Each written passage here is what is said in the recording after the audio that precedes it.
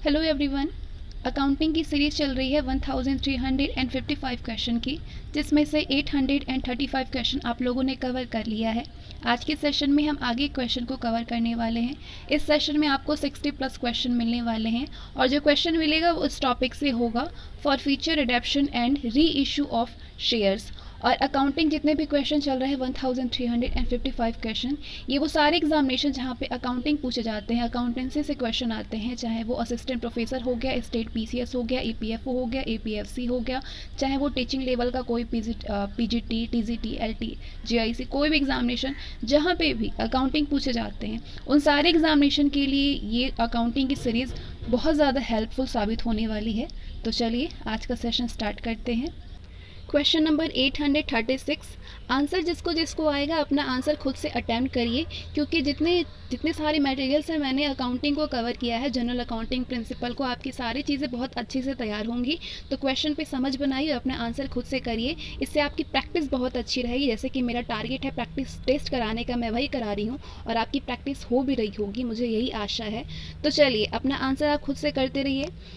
Question है आपके लिए, after the reissue of forfeited shares the balance of share forfeits account will be transferred to, यानी अपरिवर्तित अंशों के पुनर्निर्गमन के पश्चात अपरिवर्तित अंशों के खातों का शेष हस्तांतरित होगा।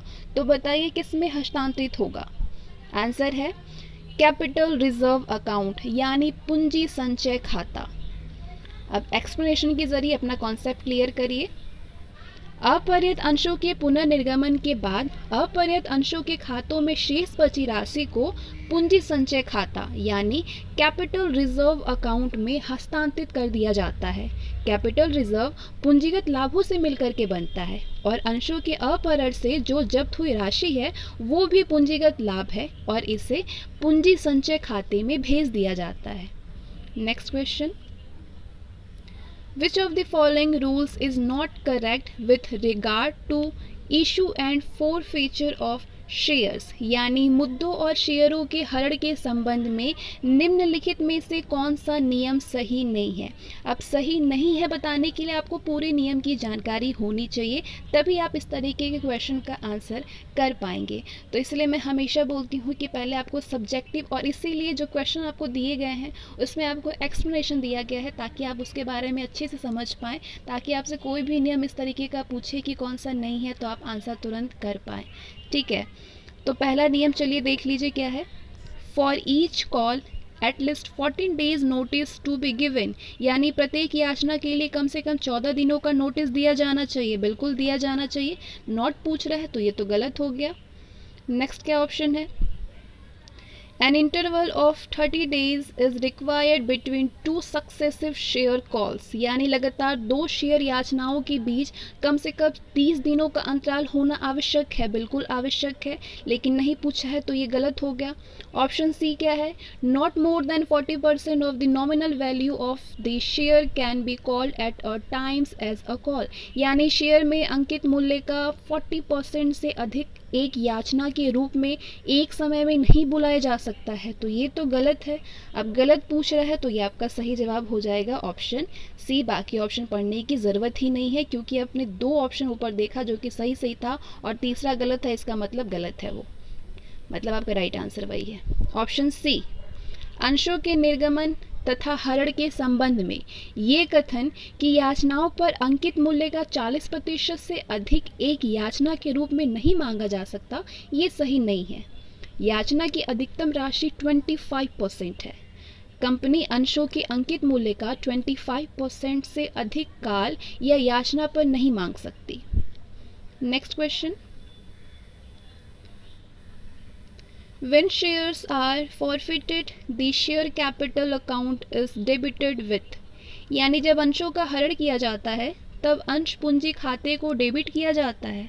आंसर होगा called up amount of forfeited shares, हरित किए गए अंशों पर याचित की गई राशि से डेबिट किया जाता है। जब अंशों का हरण किया जाता है तब अंशहरण खाते को हरित किए गए अंशों पर याचित की गई राशि यानी called up amount of forfeited share से डेबिट किया जाता है। तो ये जनरल प्रविष्टि ये बनती है। Share capital account debit record, called up value to share allotment account, to share I and final call account, to share forfeited account, so being forfeited shares. Concept clear आपका? इसलिए एक्सप्लेनेशन दिया जाता है ताकि पूरी तरीके से आप क्वेश्चन पे आपकी समझ बन जाए। अगला क्वेश्चन है, part of capital which can be called up at the time of vending of company is called. पूंजी का वो हिस्सा जिसे कि कंपनी के समापन के समय में मांगा जा सकता है वो क्या कहलाता है? तो जवाब होगा आपका वो रिजर्व कैपिटल कहलाता है, आरक्षित पूंजी। पूंजी का वो हिस्सा जिससे कि कंपनी के समापन के समय मांगा जा सकता है आरक्षित पूंजी कहलाता है। संचित या आरक्षित पूंजी यानी रिजर्व कैपिटल ना मांगी हुई पूंजी यानी अनकॉल्ड कैपिटल का भाग है जिसे कि कंपनी के समापन के उद्देश्य से आरक्षित किया गया है। कंपनी अधिनियम 2013 की धारा 65 के अनुसार एक सीमित दायित्व वाली कंपनी एक प्रस्ताव के द्वारा ये निश्चित कर सकती है कि ना मांगी हुई पूंजी के किसी निश्चित भाग को कंपनी के समापन को छोड़कर किसी भी दशा में अंशधारियों से मांगा नहीं जाएगा। संचित पूंजी कंपनी के समापन के समय लेनदारों के लिए गारंटी है। इस संचित पूंजी को कभी साधारण पूंजी नहीं बनाया जा सकता। Next, after reissue of forfeited shares, balance of share forfeiture account is transferred to, यानी अपहरित अंशों के पुनर्निर्गमन के पश्चात अंश अपहरण खाते का शेष हस्तांतरित किया जाता है। किस में हस्तांतरित किया जाता है? जवाब होगा कैपिटल रिजर्व अकाउंट, पूंजी संचय खाते में। अपहरित अंशों के पुनर्निर्गमन के बाद अंशहरण खाते का जो शेष होता है वो पूंजी संचय खाते यानी कैपिटल रिजर्व अकाउंट में हस्तांतरित किया जाता है। तो उससे संबंधित जनरल प्रविष्टि जो है वो इस प्रकार से है। अंशों के हरण पर जो प्रविष्टि बनेगी वो बनेगी share capital account debit record, to calls in arrear account, to forfeited share account, being forfeited shares. और अंशों के पुनर्निगमन पर जनरल प्रविष्टि बनेगी bank account debit record, forfeited share account debit record, to share capital account, so being forfeited share reissued. और अंश हरण खाते के शेष राशि को हस्तांतरण पर इस तरीके से प्रविष्टि करेंगे। Forfeited share account debit record to capital reserve account, being balance of forfeited share account transfer to capital reserve. Next, premium received on issue of shares is shown in, यानी अंशों के निर्गमन पर प्राप्त प्रीमियम दिखाया जाता है। किसमें दिखाया जाता है? जवाब होगा liabilities side of balance sheet, आर्थिक चिट्ठे के दायित्व पक्ष में। अंशों के निर्गमन पर प्राप्त प्रीमियम की राशि को आर्थिक चिट्ठे के दायित्व पक्ष में संचित एवं आधिक्य यानी रिजर्व एंड सरप्लस शीर्षक के अंतर्गत दिखाया जाता है। इस शीर्षक में निम्नलिखित मदों को लिखा जाता है। इन मदों को लिखा जाता है सामान्य संचय यानी जनरल रिजर्व, पूंजी संचय यानी कैपिटल रिजर्व, लाभ हानि क्रेडिट शेष यानी profit and loss credit balance, प्रतिभूति प्रीमियम संचय यानी सिक्योरिटी प्रीमियम रिजर्व एंड अंशों का हरण शेयर फॉरफिचर। नेक्स्ट क्वेश्चन, जितने भी क्वेश्चन आपको कराए जा रहे हैं 1355 क्वेश्चन, वो क्वेश्चन पूरे एग्जाम में पूछे जा चुके हैं। अब तक जितने भी एग्जाम हुए हैं जहाँ से अकाउंटिंग पूछे गए हैं उन सारे अकाउंटेंसी के क्वेश्चन इस समय आपको कराए जा रहे हैं। अब आप समझ सकते हैं कितना ज़्यादा यूजफुल क्वेश्चन आपको मिल रहे हैं। अगला क्वेश्चन है, when net profit is rupees 2,25,000 taxes rupees 25,000 and net worth rupees 10 lakh, what is the rate of return on shareholders equity, यानी यदि शुद्ध लाभ 2,25,000 रुपये, कर 25,000 रुपये और शुद्ध संपदा 10 लाख रुपए हो तो अंशधारियों की संपदा पर प्रत्याय की दर क्या होगी? बताइए, प्रत्याय की दर क्या होगी अंशधारियों की संपदा पर? अगर इसको आप सॉल्व करते हैं तो आपको इसका आंसर करेक्ट मालूम चलेगा। तो चलिए आप जो सॉल्व करेंगे मैं आपको एक्सप्लेनेशन इसका दिखा देती हूँ। नेट प्रॉफिट यानी शुद्ध लाभ दिया हुआ था 2,25,000 रुपये, टैक्स कितना 25,000 रुपये। नेट वेल्थ यानी शुद्ध संपदा जो है वो 10 लाख रुपए दिया था। तो जो आप सॉल्व करेंगे आपसे क्या पूछ रहा है कि रिटर्न और शेयर होल्डर्स इक्विटी यानी अंशधारियों की संपदा पर प्रत्याय की दर क्या होगी। तो रिटर्न ऑन इक्विटी का फॉर्मूला होता है इक्वल टू बराबर होती है ये net profit upon share holders और वेल्थ इक्विटी इंटू 100। अब नेट वर्थ जितना दिया हुआ है नेट प्रॉफिट यानी शुद्ध लाभ कितना दिया है 2,25,000, तो पुट कर देंगे वैल्यू, और शेयर होल्डर्स या वेल्थ इक्विटी यहाँ पे दी हुई है, वेल्थ इक्विटी यहाँ पे दी हुई है कितना 10 लाख दिया हुआ है, इंटू 100 सॉल्व करेंगे 22.5% आंसर आएगा। Option A is the right answer. बहुत ईजी होता है अकाउंटिंग के मैथ्स, न्यूमेरिकल्स बहुत ज़्यादा इजी होता है।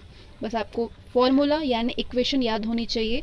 इक्वेशन की अच्छी खासी वीडियो मैंने बनाई हुई है प्लेलिस्ट पे, आप अगर विजिट करेंगे तो आपके एग्ज़ाम के लिए बहुत ज़्यादा हेल्पफुल चीज़ें मिलेगी। हमेशा मुझसे पूछी जाती है कि ये चीज़ कहाँ है, वो चीज़ कहाँ है।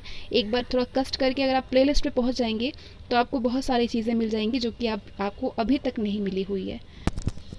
क्वेश्चन है X Limited forfeited 20 shares of ₹10 each, ₹8 called up, on which John and paid application and allotment money of ₹5 per share. Of these, 15 shares were reissued to Parker as fully paid up for ₹6 per share. What is the balance in the share forfeiture account after the relevant amount has been transferred to capital reserve account? यानी X Limited ने 10 रुपये प्रत्येक के जिस पर 8 रुपये की मांग की गई थी 20 शेयर जब्त कर लिए, जिन पर जॉन ने प्रति शेयर 5 रुपये की आवेदन और आवंटन धनराशि का भुगतान किया था।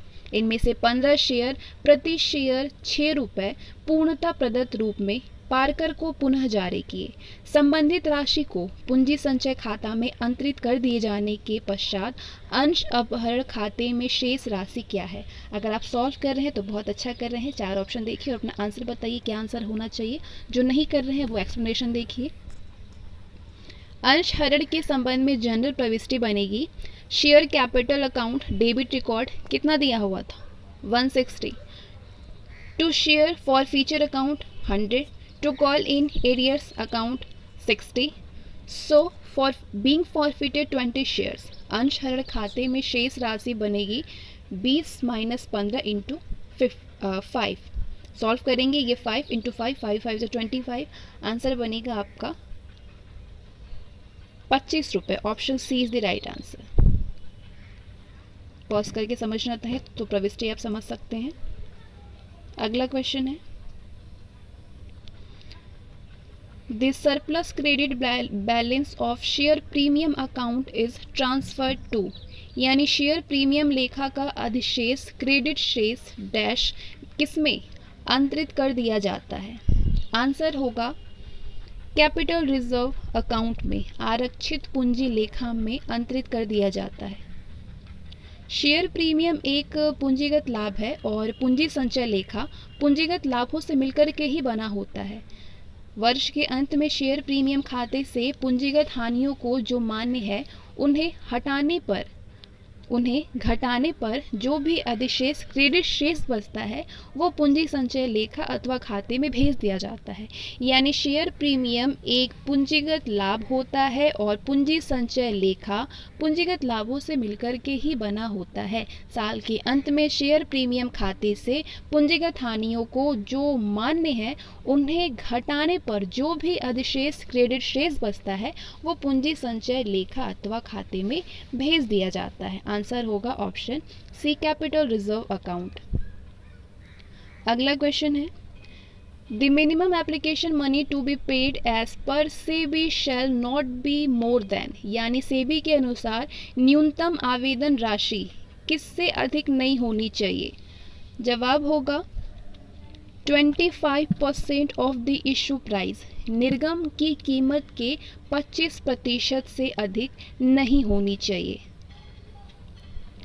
सेबी के अनुसार न्यूनतम आवेदन राशि शेयर के कुल मूल्य का 25% से अधिक नहीं होती है और आवेदन की न्यूनतम राशि शेयर के नॉमिनल मूल्य के 5% से कम नहीं होनी चाहिए, धारा 39 के खंड 7 कंपनी एक्ट 2013 के अनुसार। अगला क्वेश्चन है,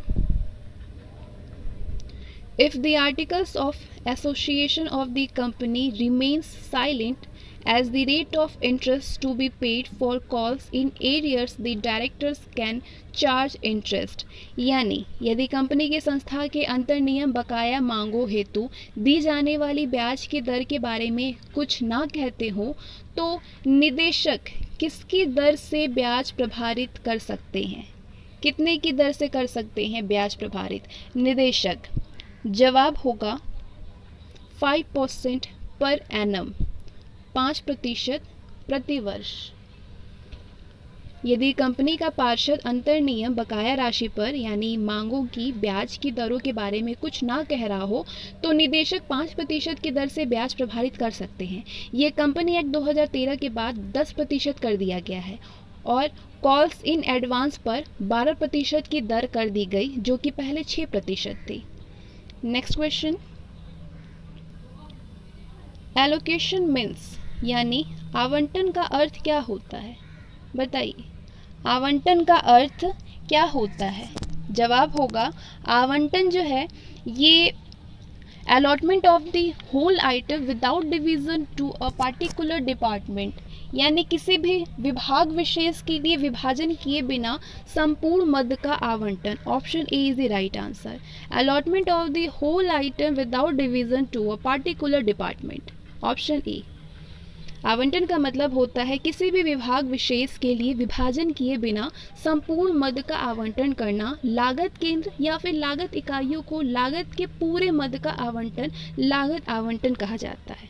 next question, which one of the following is not a method of valuation of shares, यानी निम्न में से कौन अंशों के मूल्यांकन की विधि नहीं है, पूछ रहा है। नहीं इसमें से कौन है? आंसर होगा asset valuation method, Alt valuation method. जवाब होगा सुपर प्रॉफिट मेथड यानी अधिलाभ विधि। ये अंशों के मूल्यांकन की विधि नहीं है। अंशों की मूल्यांकन की विधि होती है संपत्ति मूल्यांकन विधि, उत्पाद मूल्यांकन विधि, लेकिन अधिलाभ विधि नहीं होता है। जवाब होगा ऑप्शन सी। अंशों की मूल्यांकन की विधियां हैं एसेट्स वैल्यूएशन मेथड यानी संपत्ति मूल्यांकन विधि, यील्ड वैल्यूएशन मेथड यानी उत्पाद मूल्यांकन विधि, फेयर वैल्यू मेथड यानी उचित मूल्य विधि। सुपर प्रॉफिट अथवा अधिलाभ विधि अंश मूल्यांकन विधि नहीं होती है। अगला question, which of the following is और are features of equity share capital, यानी निम्नलिखित में से कौन से लक्षण समता अंश पूंजी से संबंधित नहीं है? इनमें से जो ऑप्शन ये स्टेटमेंट दिए हैं ये इसमें से कौन समता अंश पूंजी से संबंधित नहीं है? कौन नहीं है इसमें से, इन तीनों में से? आंसर होगा both dividend is payable only if company has earned profit and dividend become payable only if such payment has been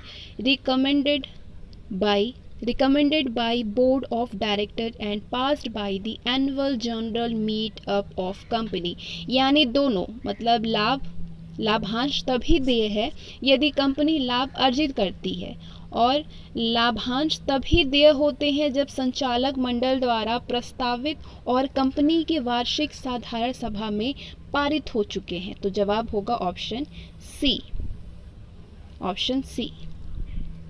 समता अंश पूंजी के संबंध में निम्न बातें सही हैं। कौन कौन सी बातें सही हैं? इन्हें सबसे अंत में लाभांश देय होता है और ये लाभांश तभी प्राप्त कर सकते हैं जबकि लाभ हो या लाभ बचा हो। दूसरा, लाभांश तभी प्राप्त कर सकते हैं बीओडी की मीटिंग में प्रस्तावित और सामान्य सभा में भी पारित हो, अन्यथा समता अंश धारकों को किसी भी प्रकार का लाभांश देय नहीं होगा। अगला question, As per section 55 of Companies Act 2013, the redemption of preference shares can be made, यानी कंपनी अधिनियम 2013 की धारा 55 के अनुसार पूर्वाधिकार अंशों के निर्गमन से क्या होता है? जवाब होगा out of profits available for डिवाइडेंट यानी लाभांश के लिए उपलब्ध लाभों से, from the issue of new shares यानी नए अंशों के निर्गमन के द्वारा, partially from available profits and partially from issue of new shares यानी अंशतः उपलब्ध लाभों में से तथा अंशतः नए अंशों के निर्गमन से। तो सही जवाब होगा ऑप्शन डी, सभी सही हैं, ऑल आर करेक्ट। कंपनी अधिनियम की धारा 55 के अनुसार पूर्वाधिकार अंशों का शोधन निम्न में से किया जा सकता है: लाभांश के लिए उपलब्ध लाभों से, नए अंशों के निर्गमन से और अंशतः लाभों से और नए अंशों के निर्गमन से। Next question, share allotment account is a यानी अंश आवंटन खाता है। अंश आवंटन खाता क्या है? पर्सनल अकाउंट है, व्यक्तिगत खाता है। शेयर अलॉटमेंट अकाउंट एक व्यक्तिगत खाता होता है। शेयर अलॉटमेंट किसी व्यक्ति को प्रतिबिंबित करता है क्योंकि शेयर धारक को ही शेयर अलॉटमेंट किया जाता है और उसके नाम की जगह पे शेयर अलॉटमेंट खाते को लिखा जाता है। तो इसलिए शेयर अलॉटमेंट खाता एक प्रतिनिधित्व व्यक्तिगत खाता है। अगला question, as per the SEBI regulation a minimum of -% of the issued capital must be subscribed in order to validate a public share issue, failing of which the issue may be cancelled and may be raised on a future date। यानी सेबी नियम के अनुसार एक सार्वजनिक हिस्सेदारी के मुद्दे को मान्य करने के लिए पूंजी का कम से कम कितने प्रतिशत अवश्य ही प्रमाणित होना चाहिए। पूंजी का कम से कम कितने प्रतिशत अवश्य ही प्रमाणित होना चाहिए जिसके असफल होने पर इस निर्गमन को रद्द किया जा सकता है और एक भविष्य की तारीख पर पुनः जारी किया जा सकता है। तो बताइए कितने % होना चाहिए? आंसर होगा 90%, 90%। सेबी नियम के अनुसार एक सार्वजनिक हिस्सेदारी मुद्दे को मान्य करने के लिए जारी पूंजी का कम से कम 90% अवश्य ही प्रमाणित होना चाहिए जिसके असफल होने पर इस निर्गमन को रद्द किया जा सकता है और एक भविष्य की तारीख पर पुनः जारी किया जा सकता है। अगला क्वेश्चन है, if the proposed dividend is 20%, the percentage of profits to be transferred to reserve is. यानी यदि प्रस्तावित लाभांश 20% है तो संचय में हस्तांतरित किए जाने वाले लाभ का प्रतिशत कितना होगा? जवाब होगा 7.5% होगा। यदि प्रस्तावित लाभांश 20% है तो संचय में हस्तांतरित किए जाने वाला लाभ 7.5% होगा। Next, if a share of ₹10 on which ₹6 has been paid to forfeited if can be reissued at a minimum price of। यानी यदि 10 रुपए के एक अंश जिस पर 6 रुपए का भुगतान हुआ है उसको हरित किया जाता है तो उसे इस न्यूनतम मूल्य का पुनर्निर्गमित किया जा सकता है। कितने प्रति अंश का किया जा सकता है? जवाब होगा ₹4 पर शेयर यानी 4 रुपये प्रति अंश। यदि 10 रुपये के एक अंश जिस पर 6 रुपये का भुगतान हुआ है को हरित किया जाता है तो उसे 4 रुपये प्रति अंश न्यूनतम मूल्य पर निर्गमित किया जा सकता है। ऐसा इसलिए क्योंकि अंशों को उसके अंकित मूल्य से अधिक मूल्य पर निर्गमित नहीं किया जा सकता है। Next, dividends are usually paid on. लाभांश का आमतौर पर इस आधार पर भुगतान किया जाता है। किस आधार पर भुगतान किया जाता है? जवाब होगा पेड अप कैपिटल, प्रदत्त पूंजी पर। सामान्यतः अंशधारियों को लाभांश का भुगतान अंशों की प्रदत्त पूंजी या फिर चुकता पूंजी यानी पेड अप कैपिटल के आधार पर की जाती है। यदि अंश पूर्णतः प्रदत्त है तो लाभांश का भुगतान अंश के अंकित मूल्य यानी फेस वैल्यू के आधार पर की जाती है। कंपनी अपने वार्षिक साधारण सभा में लाभांश की घोषणा करती है। अगला क्वेश्चन है, A prospectus for inviting subscription in shares or debentures can be issued only by। यानी अंशों व ऋणपत्रों में अभिदान आमंत्रित करने के लिए प्रविवरण निर्गत कर सकती है। केवल किसको कर सकती है? पब्लिक कंपनी को, सार्वजनिक कंपनी को। अंशों व ऋणपत्रों में अभिदान आमंत्रित करने के लिए प्रविवरण का निर्गमन केवल सार्वजनिक कंपनी ही कर सकती है। एक नोट है, सेबी दिशा निर्देश 2000 के अनुसार न्यूनतम अभिधान जारी की गई राशि का 90% से कम नहीं होना चाहिए। यदि शर्त पूर्ण नहीं होती तो कंपनी को आवेदन पर प्राप्त समस्त राशि को लौटाने के लिए बाध्य होती है। अभिदत्त के बंद होने की तिथि के 8 दिनों के विलंब की स्थिति में कंपनी उस राशि पर 15% ब्याज देने के लिए बाध्य होगी। अगला क्वेश्चन है, share premium money can be used for, अंश अधिशुल्क का प्रयोग किया जा सकता है, किसमें किया सकता है? Issue off fully paid bonus shares, यानी पूर्णदत्त बोनस अंशों के निर्गत करने के लिए। अंशों के अधिमूल्य यानी प्रीमियम पर निर्गमित करने पर प्राप्त अधिलाभ की राशि को प्रतिभूति अधिलाभ खाता यानी सिक्योरिटी प्रीमियम रिजर्व में जमा किया जाता है, जिसे कि कंपनी के स्थिति विवरण यानी बैलेंस शीट में दायित्व पक्ष की ओर आरक्षित और अधिक शीर्षक के अंतर्गत दर्शाया जाता है। कंपनी अधिनियम 2013 की धारा 52 के खंड 1 के अनुसार इसका प्रयोग निम्नलिखित 4 उद्देश्यों की पूर्ति के लिए किया जाता है। वो 4 उद्देश्य हैं, पूर्ण भुगतान या पूर्णदत्त यानी फुल्ली पेड बोनस अंशों के निर्गमन पर जो कि इस संदर्भ में जारी ना की गई अंश पूंजी से अधिक ना हो, कंपनी के प्रारंभिक व्ययों को अपलिखित करने के लिए, कंपनी के व्ययों को अपलिखित करने या कमीशन का भुगतान या अंशों पर कटौती प्रदान या ऋण पत्रों पर किसी प्रकार के कटौती को अपलिखित करना, अधिमान अंशों के मोचन पर अधिमूल्य का भुगतान और कंपनी के ऋण पत्रों के मोचन पर अधिमूल्य का भुगतान करना। अगला question, the portion of uncalled amount of capital that can be called up only on winding up of the company is known as, यानी अयाचित पूंजी का वो भाग जिसे कि कंपनी के समापन के समय याचित किया जा सकता है, वो क्या कहलाता है? वो रिजर्व कैपिटल कहलाता है। संचित पूंजी, अयाचित पूंजी, अनकॉल्ड अमाउंट ऑफ कैपिटल का वो भाग जिसे कि कंपनी का समापन के समय याचित किया जा सकता है, वो संचित पूंजी कहलाता है। Capital reserve, reserve capital. दूसरे शब्दों में कहें तो कुछ पूंजी कंपनी आरंभ में नहीं मांगती, बल्कि वो कंपनी के समापन होने पर जनता से मांगी जाती है। इस पूंजी को ही संचित पूंजी कहते हैं। रजिस्टर्ड, अधिकृत या अंकित पूंजी यानी रजिस्टर्ड, ऑथोराइज्ड और नॉमिनल कैपिटल उस पूंजी को कहते हैं जिनका वर्णन कंपनी के पार्षद सीमा नियम में किया जाता है। इस पूंजी को इकट्ठा करने के लिए कंपनी अधिकृत होती है, इसीलिए इसे अधिकृत पूंजी कहते हैं। नेक्स्ट, और अधिकृत पूंजी का वो भाग जिसको क्रम करने के लिए कंपनी जनता को आमंत्रित करती है, वो निर्गमित पूंजी यानी इशूड कैपिटल कहलाती है। पूंजी का वो भाग जिसके लिए कंपनी के पास आवेदन पत्र भेजा जाता है, वो सब्सक्राइब्ड कैपिटल प्रार्थिक पूंजी कहलाता है।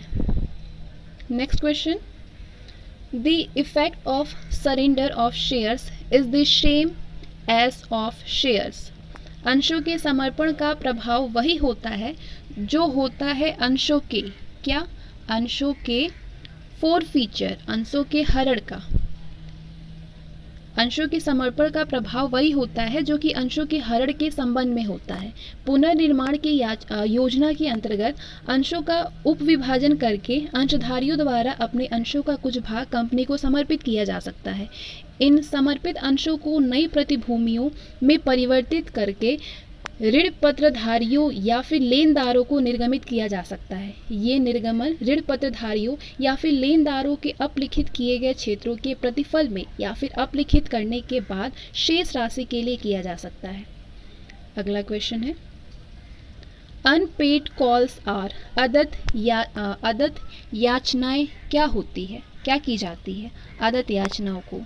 आंसर होगा deducted from called up capital, मांगी गई पूंजी में से घटाई जाती है अदत्त याचनाओं को। अदत्त याचना यानी अनपेड कॉल्स मांगी गई पूंजी में से घटाई जाती है। जब कुछ अंशधारी याचना किया हुआ धन कंपनी को नहीं देते हैं तो जो रकम उनके द्वारा भुगतान होने से रह जाती है उसे अवशिष्ट याचना कहा जाता है। इस खाते के शेष को चिट्ठे के दायित्व पक्ष की ओर पूंजी में से घटा करके दिखाई जाती है।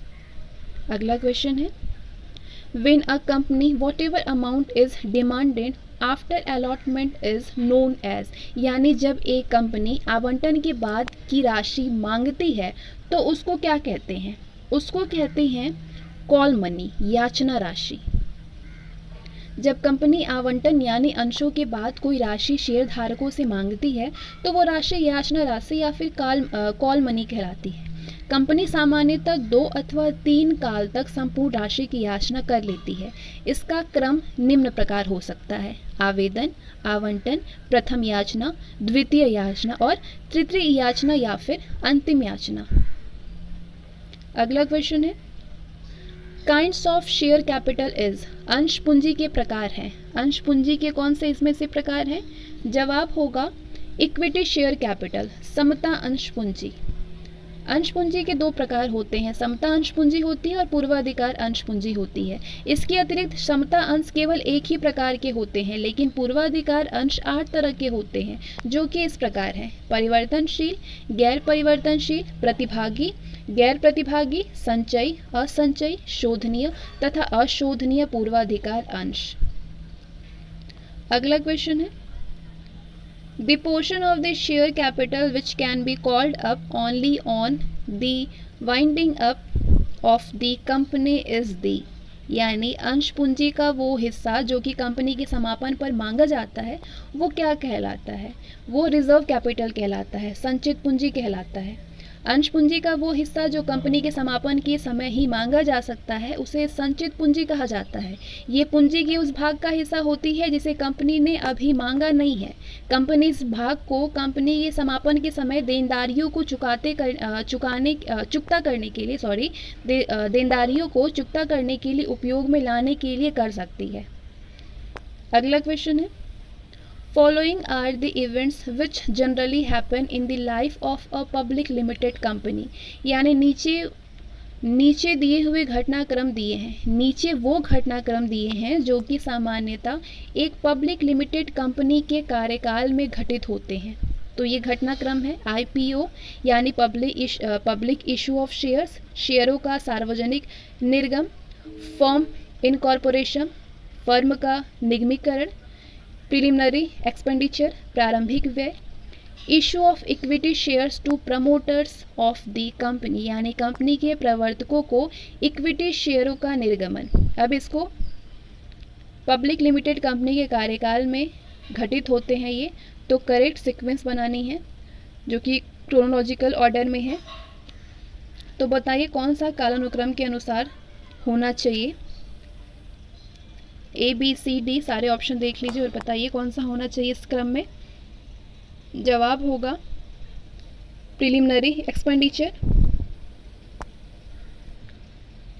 पहले होगा प्रारंभिक व्यय, उसके बाद फर्म का निगमीकरण, फिर कंपनी के प्रवर्तकों को इक्विटी शेयरों का निर्गमन और फिर लास्ट में होगा शेयरों का सार्वजनिक निर्गम, public issue of shares. CBDA option D is the right answer. सामान्यतः एक पब्लिक लिमिटेड कंपनी के कार्यकाल में घटित होने वाले घटनाक्रम का क्रम है: पहले प्रारंभिक व्यय होता है, फिर फर्म का निगमीकरण, फिर कंपनी के प्रवर्तकों को इक्विटी शेयरों का निर्गमन और फिर शेयरों का सार्वजनिक निर्गमन। अगला question, As per Section 53 of Companies Act 2013, the balance in the security premium account cannot be utilized for। यानी कंपनी अधिनियम 2013 की धारा 52 के अनुसार प्रतिभूतित अधिमूल्य खाते में मौजूद शेष का उपयोग किसके लिए नहीं किया जा सकता है? जवाब होगा पेमेंट ऑफ डिविडेंड, लाभांश का भुगतान के लिए नहीं किया जा सकता है। कंपनी अधिनियम 2013 की धारा 52 के अनुसार प्रतिभूतित अधिमूल्य खाते में मौजूद शेष राशि का उपयोग अंशधारियों को लाभांश भुगतान के लिए नहीं किया जा सकता, जबकि निम्नलिखित कार्यों के लिए प्रतिभूतित प्रीमियम खाते की शेष राशि का प्रयोग किया जा सकता है। वो ये हैं: नए अंशों के निर्गमन पर दिए जाने छूट के समायोजन के लिए, पूर्णतः चुकता बोनस अंशों के निर्गमन के लिए, ख्याति को अपलिखित करने के लिए, पूंजीगत हानि के समायोजन के लिए, कंपनी के प्रारंभिक व्ययों को अपलिखित करने के लिए और ऋण पत्रों के निर्गमन पर दी गई कटौती को अपलिखित करने के लिए। अगला क्वेश्चन है, a company issues 10% irredeemable preference shares, the face value per share is ₹100, but the issue price is ₹95। What is the cost of preference share, यानी एक कंपनी 10% अशोधनीय अधिमानी अंश जारी करती है। प्रति अंश अंकित मूल्य ₹100 है, परंतु निर्गम मूल्य ₹95 है। अधिमानी अंश की लागत क्या है? अधिमानी अंश की लागत बताइए। 4 ऑप्शन है आपके पास, इसको सॉल्व करिए। यूजीसी नेट एग्जाम का सेकंड पेपर का ये क्वेश्चन रह चुका है। एक कंपनी 10% अंशोधनीय अधिमानी अंश जारी करता है। प्रति अंश अंकित मूल्य ₹100 है, लेकिन निर्गम मूल्य 95 है, तो अधिमानी अंश की लागत 10.53% होगी। कैसे होगी? अधिमान अंशों की लागत बराबर होता है अंशों का अंकित मूल्य अपॉन अंश निर्गमन मूल्य इंटू प्रत्याय दर। आप सब जगह वैल्यू पुट करेंगे और इसको सॉल्व करेंगे तो आंसर आएगा अप्रॉक्स 10.53%। ये अप्रॉक्सीमेट वैल्यू है, तो सही जवाब होगा ऑप्शन डी 10.53%। अगला क्वेश्चन है, एक्स लिमिटेड ने ₹10 प्रत्येक जिस पर कि ₹4 प्रति अंश प्रदत्त था वाले 40 अंशों का हरण किया। यदि हरण किए गए अंश ₹8 प्रति अंश प्रदत्त के रूप में पुनः निर्गमित किए जाते हैं तो वो न्यूनतम मूल्य क्या होगा जो कि कंपनी को वसूल करना चाहिए? न्यूनतम मूल्य बताना है। इसको पॉज करिए, समझिए, सॉल्व करिए और बताइए कि इसका आंसर क्या होना चाहिए। सही जवाब होगा 4 पर शेयर, 4 प्रति अंश। यदि एक्स लिमिटेड ने ₹10 जिस पर कि ₹4 प्रति अंश प्रदत्त था वाले 40 अंशों का हरण किया। यदि हरण किए गए अंश ₹8 प्रति अंश प्रदत्त के रूप में पुनर्निगमित किए जाते हैं तो कंपनी को न्यूनतम ₹10 वसूल करना चाहिए। ₹4 वसूल करना चाहिए। तो जवाब होगा ₹4 प्रति अंश। अगला क्वेश्चन है,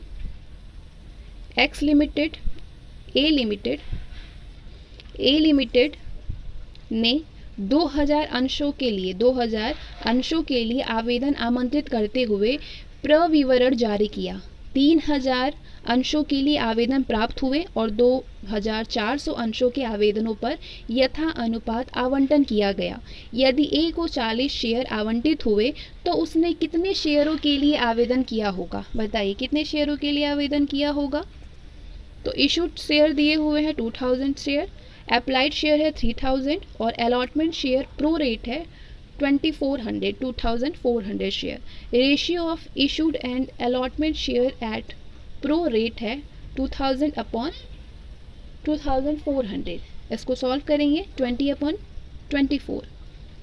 सो A applied share 24 × 40/20, 48 share answer होगा। Option C 48। Which one of the following is true for the calculation of overall market share? यानी समग्र बाजार के अंश की गणना के लिए निम्नलिखित में से कौन सा सही है? बताइए, समग्र बाजार के अंश की गणना करनी है तो इनमें से कौन सा इक्वेशन यानी फॉर्मूला सही होगा?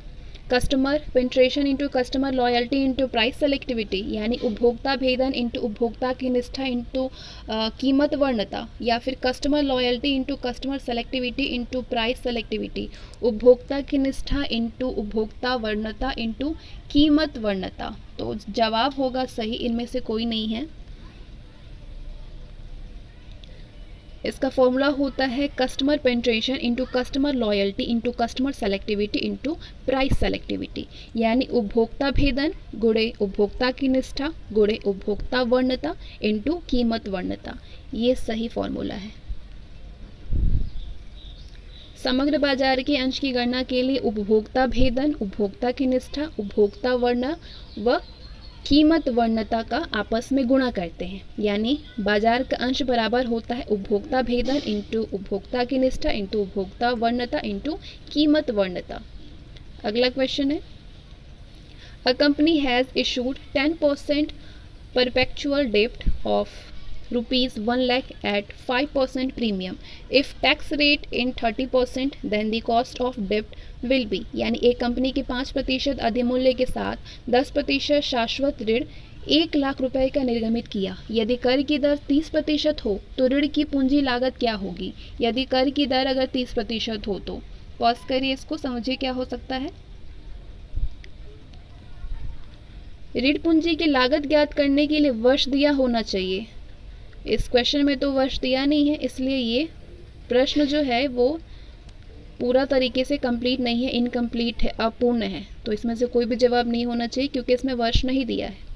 अगला question, if bonus shares are issued out of pre acquisition profit it will have, यानी यदि अधिलाभांश अंश अधिग्रहण पूर्व लाभ से जारी किए जाते हैं तो उसका क्या प्रभाव होगा? उसका प्रभाव होगा समेकित आर्थिक चिट्ठे पर कोई भी प्रभाव नहीं होगा। No effect on the consolidated balance sheet. यदि अधिलाभांश अंश बोनस शेयर अधिग्रहण पूर्व लाभ से जारी किए जाते हैं तो उसका समेकित आर्थिक चिट्ठा पर कोई भी प्रभाव नहीं पड़ता। ऐसा इसलिए क्योंकि बोनस अंशों के निर्गमन से किसी प्रकार के कोष का प्रवाह नहीं होता है। अगला क्वेश्चन है, अंश आवंटन की राशि देय होने पर अंश आवंटन खाता को क्या किया जाता है? खाता को डेबिट किया जाता है। अंश आवंटन की राशि देय होने की अंश आवंटन खाता यानी शेयर अलॉटमेंट अकाउंट को डेबिट किया जाता है। जैसे कि उदाहरण दिया है, share allotment account debit record क्या किया जाता है? डेबिट किया जाता है to share capital account being share allotment money due. जबकि अंश आवंटन राशि प्राप्त होने पर बैंक खाता को डेबिट किया जाता है। अंश राशि के प्राप्त होने पर बैंक खाता को डेबिट किया जाता है। प्रविष्टि बनेगी bank account debit record to share allotment account being allotment money received. अगला क्वेश्चन है, amount of underwriting commission payable of the issue of debentures is limited to, यानी निर्गमित ऋण पत्रों पर देय अभिगोपन कमीशन निम्न तक सीमित है। कितने तक सीमित होती है ये? आंसर होगा इसका, निर्गमित किए जाने वाले ऋण पत्रों और एवं अंशों पर देय अभिगोपन कमीशन की दर 2.5% व 5% होती है। 2.5% और 5%। सही जवाब होगा ऑप्शन बी 1/5%। अगला क्वेश्चन है, प्रथम याचना की राशि प्राप्त होने पर बैंक खाता क्या किया जाता है? बैंक खाते को डैश किया जाता है। आंसर होगा प्रथम खाते को डेबिट किया जाता है। प्रथम याचना की राशि प्राप्त होने पर बैंक खाता को डेबिट किया जाता है। प्रथम याचना की राशि दिए होने पर याचना खाता को डेबिट, जबकि याचना की राशि प्राप्त हो जाने पर बैंक खाता को डेबिट किया जाता है।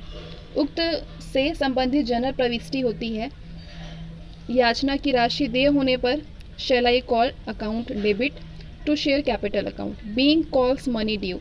याचना की राशि प्राप्त होने पर क्या की जाती है? Bank account debit to share first call account being call money received. अगला क्वेश्चन है, अंशों का हरण करने पर अंश पूंजी खाता किया जाता है। क्या किया जाता है इसको? जवाब होगा डेबिट किया जाता है। कई तरीके से घुमा फिरा के क्वेश्चन पूछता है, कंफ्यूज नहीं होनी है। अंशों के हरण के संबंध में लेखा करते समय अंश पूंजी खाते को डेबिट और अंश हरण खाता व अदत्त याचना खाता को क्रेडिट किया जाता है। अंश पूंजी खाते को अंशों पर मांगी गई राशि से डेबिट किया जाता है। संबंधित जनरल प्रविष्टि निम्नलिखित है, journal capital account debit record to call in arrears account to share forfeiture account being forfeiture of shares. एक इंपॉर्टेंट नोट है, अंशों पर अदत्त राशि को कॉल इन एरियर्स अकाउंट में ट्रांसफर्ड कर दिया जाता है। क्लियर? अगला क्वेश्चन है, अंश हरण की दशा में अंश हरण खाता क्रेडिट किया जाता है। किससे क्रेडिट किया जाता है अंश हरण खाता? जवाब होगा प्राप्त राशि से। अंश हरण की दशा में अंश पूंजी खाते को अंशों पर मांगी गई राशि से डेबिट किया जाता है, जबकि अदत्त याचना खाता को अदत्त राशि तथा अंश हरण खाते को प्राप्त राशि से क्रेडिट किया जाता है। संबंधित जनरल प्रविष्टि जो है वो इस प्रकार है, share capital account debit record called up money to call in arrears account unpaid money to share forfeiture account received money so being forfeiture of shares. अगला क्वेश्चन है, हरण किए गए अंश को पुनः निर्गमित करने के पश्चात अंश हरण खाते के शेष को किस खाते में हस्तांतरित किया जाता है? जवाब होगा पूंजी संचय खाते में। हरण किए गए अंशों को पुनः निर्गमित करने के पश्चात अंश हरण खाते के शेष को पूंजी संचय खाता यानी कैपिटल रिजर्व अकाउंट में हस्तांतरित किया जाता है। यथा share forfeiture account debit record to capital reserve account so being forfeiture money transfer to capital reserve account. अगला क्वेश्चन है, a company can reissue its forfeited shares. एक company अपने द्वारा हरण किए अंशों का पुनर्निर्गमन कर सकती है। किस पर कर सकती है? एट अ प्रीमियम, प्रीमियम पर, एट फेस वैल्यू, अंकित मूल्य पर, एट अ डिस्काउंट, छूट पर। सही जवाब होगा ऑल ऑफ द एबव। उपर्युक्त सभी पर पुनर्निर्गमित कर सकती है। एक कंपनी अपने द्वारा हरण किए गए अंशों को प्रीमियम पर, सम मूल्य पर या फिर बट्टे पर पुनर्निर्गमित कर सकती है, पुनर्निर्गमित कर सकती है। अगला क्वेश्चन है, balance of share forfeiture account is shown in the balance sheet under the heading. यानी अंश हरण खाते का शेष चिट्ठे के किस शीर्षक पर दिखाया जाता है? बताइए किस शीर्षक पर दिखाया जाता है? जवाब होगा शेयर कैपिटल पर, अंश पूंजी के। अंश हरण खाते का शेष चिट्ठे के अंश पूंजी खाते के शीर्षक के अंतर्गत जोड़ करके दिखलाई जाती है।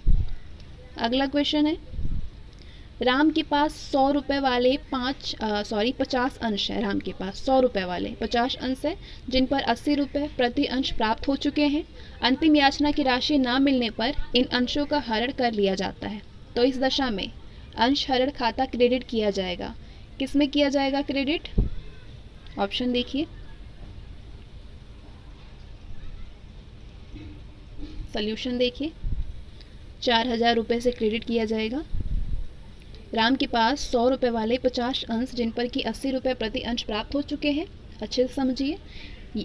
अंतिम याचना की राशि ना मिलने पर इन अंशों का हरण कर लिया जाता है। इस दशा में अंश हरण खाता को 4000 ब्रैकेट में 50 इंटू 80 इक्वल टू कितना हो जाएगा? 4000 से क्रेडिट किया जाता है। तो ये प्रविष्टि बनेगी। Share capital account debit record 5000, to capital in arrears account 1000, to share forfeiture account 4000, so being forfeited of 50 shares. जवाब होगा 4000 रुपये से। अगला क्वेश्चन है, यदि समता अंशों को जब्त कर लिया जाता है तो पूंजी खाते को डेबिट किया जाता है। किससे डेबिट किया जाता है? अंशों की याचित राशि से। यदि समता अंशों को जब्त किया जाता है तो पूंजी खाते को अंशों के याचित मूल्य से यानी called up value of shares debit किया जाता है। यानी equity share capital account debit record called up value of shares to call in arrears account to share forfeiture account being forfeiture of shares equity shares.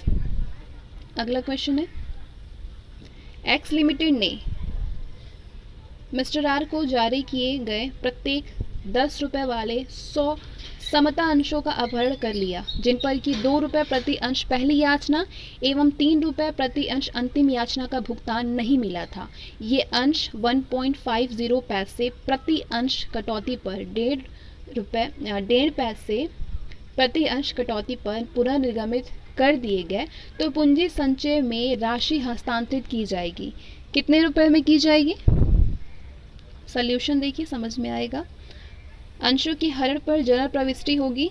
General प्रविष्टि share capital account debit record 1000, to call in arrears 5000, to share forfeiture account 500, to call in arrears account 500, to share forfeiture account 500, so being forfeiture of 100 share.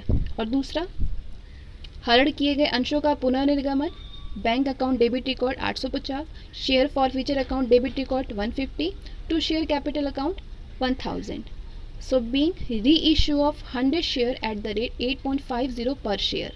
Share capital account debit record 350, to capital reserve account 350, being forfeiture money transfer to capital reserve account. तो इससे ये स्पष्ट हो गया है कि पूंजी संचय खाते में 350 रुपये हस्तांतरित किया जाएगा। 350 रुपये आपका जवाब आएगा।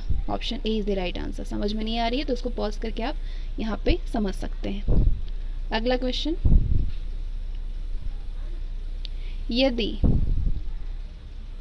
यदि अंशों को जब्त किया जाता है तो पूंजी खाते को डेबिट किया जाता है। किसमें डेबिट किया जाता है? पूंजी खाते को अंशों पर याचित राशि से डेबिट किया जाता है। सही जवाब होगा ऑप्शन सी।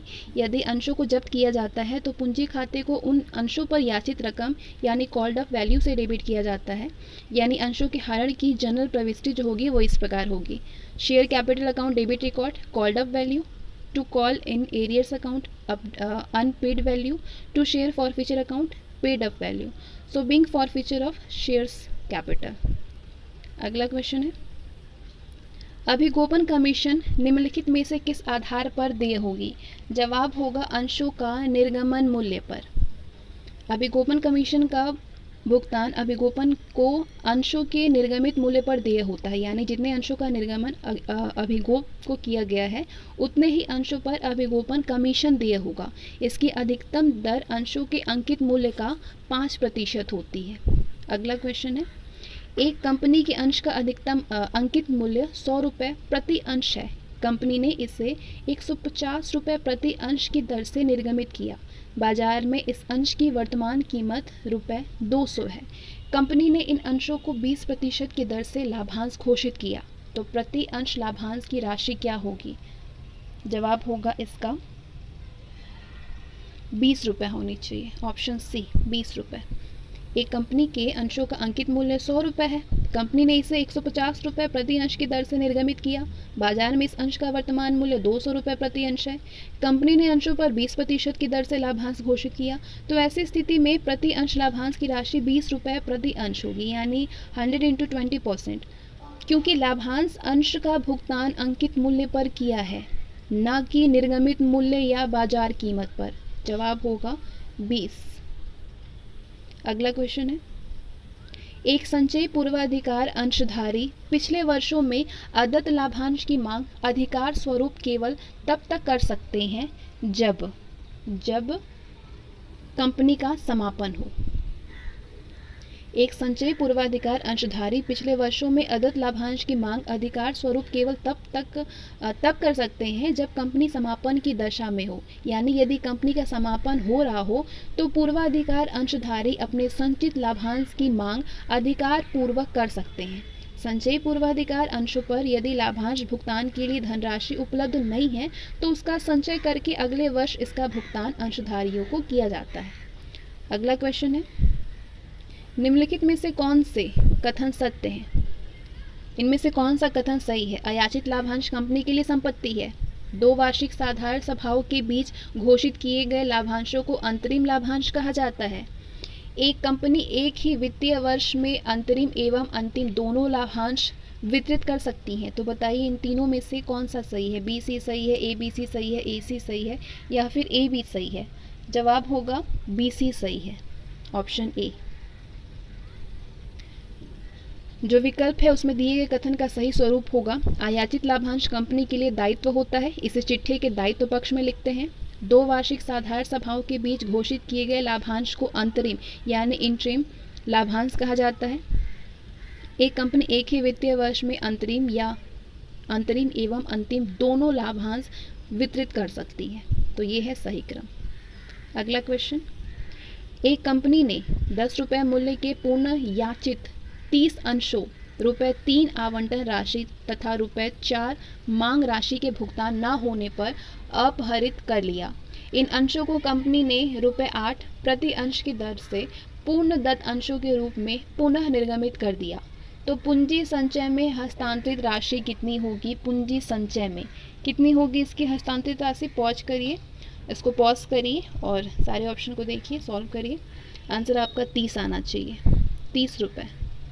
पूर्ण याचित 10 रुपये मूल्य वर्ग के 30 अंशों की हरण की जो जनरल प्रविष्टि होगी वो ये होगी: share capital account debit record 300, to share allotment account 90, to share I and final call account 120, to share forfeiture account 90, being forfeiture of 30 fully paid up share at the rate 10 rupees.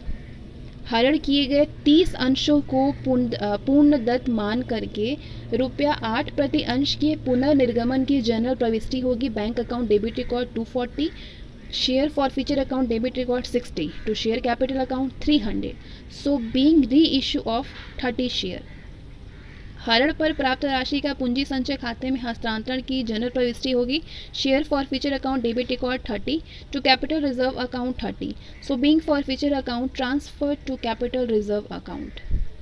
Answer होगा आपका 30 रुपये, 30 अंशों के हरण के लिए होगी। तो इससे ये स्पष्ट हो चुका है कि पूंजी संचय में 30 रुपये हस्तांतरित किया जाएगा। नोट है, वैकल्पिक विधि पूंजी संचय खाते में हस्तांतरित राशि बराबर होता है जब्त की गई राशि माइनस अंशों के पुनर्निर्गमन पर छूट। सब जगह वैल्यू रखिए 30 इंटू 3 माइनस 30 इंटू 2। सॉल्व करेंगे 30 × 90, 32 × 60 माइनस करेंगे 30 रुपीज़। 30 रुपीज़ आपका आंसर आएगा। अगला क्वेश्चन है, हरण किए गए अंशों के पुनर्निर्गमन पर जो लाभ होता है उसे किस खाते में हस्तांतरित किया जाता है? आंसर होगा पूंजी संचय खाते में। हरण किए गए अंशों के पुनर्निर्गमन पर जो लाभ होता है उसे पूंजी संचय खाते में हस्तांतरित किया जाता है। उदाहरण, share forfeiture account debit record to capital reserve account, being forfeiture account transfer to capital reserve account. Question number 890, 10% छूट पर जारी 10 रुपये के शेयरों को धारण करने वाले एक शेयर धारक जिसके पास 500 शेयर थे, उसने आवेदन के समय प्रति शेयर 2 रुपये और आवंटन पर 3 रुपये का भुगतान किया, लेकिन वो प्रति शेयर 3 रुपये के प्रथम काल का भुगतान नहीं कर सका। उसके शेयर को जब्त कर लिए गए और तदंतर उन्हें 6 रुपये प्रति शेयर की दर से पुनः जारी किया गया। पूंजी आरक्षित यानी रिजर्व लेखा में स्थानांतरित की जाने वाली राशि क्या होगी? इसको सॉल्व करिए। जो दिया है वैल्यू वो आप यहाँ पे देख सकते हैं। नंबर ऑफ शेयर 10 है, डिस्काउंट रेट @10%, एप्लीकेशन मनी ₹2 पर शेयर, अलॉटमेंट मनी ₹3 पर शेयर, कॉल मनी ₹3 पर शेयर, शेयर री इशूड इक्वल टू ₹6 पर शेयर। तो इस प्रकार जो बनेगा वो होगा, अंशों के अपहरण की जनरल प्रविष्टि होगी share capital account debit record 4500, to share capital to share first call account 1500, to discount on issue of share 500, to share forfeiture account 2500, so being forfeited of 10 share. अंशों के पुनर्निर्गमन पर जनरल प्रविष्टि होगी bank account debit record 3000, share forfeited account debit record 1500, to share capital account 4500, being reissued of 10 share ₹6। पूंजी आरक्षित में हस्तांतरण पर share forfeiture account debit record 1000, to capital reserve account 1000, being forfeited money transfer to capital reserve account. और इसके साथ ही आज का सेशन समाप्त हो जाता है। आगे के सेशन में आगे क्वेश्चन को कवर किया जाएगा। मिलते हैं अगले सेशन में। आज के लिए बस इतना ही। इसको रिवीजन करिए और अब तक जितने भी क्वेश्चन कवर हुए हैं उन सारे को रिवीजन करिए। रिवीजन बहुत ज़्यादा ज़रूरी है। मिलते हैं अगले सेशन में।